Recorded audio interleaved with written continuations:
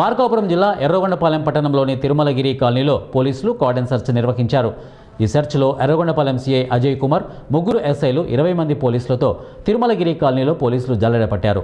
తనిఖీల్లో సరైన పత్రాలు లేకపోవడంతో 20 ద్విచక్ర వాహనాలను పోలీసులు స్వాధీనం చేసుకున్నారు.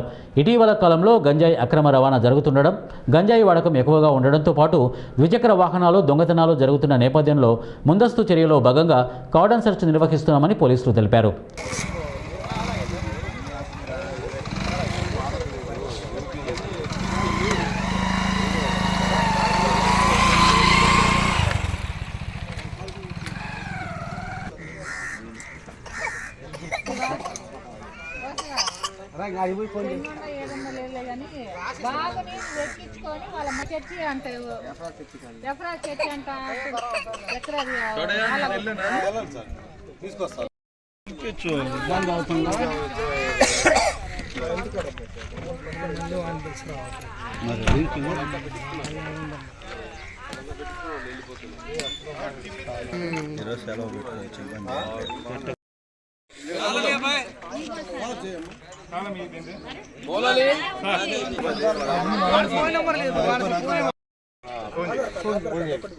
ఫోన్ చేసి అతను ఆధార్ కార్డు పెట్టించు, నాతో మాట్లాడమను.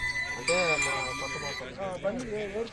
ఎవరైనా కానీ ఇప్పుడు ఇందులో కార్డులో పేరు ఉంది కదా, ఆ కార్డు వెళ్ళదు నాతో మాట్లాడ.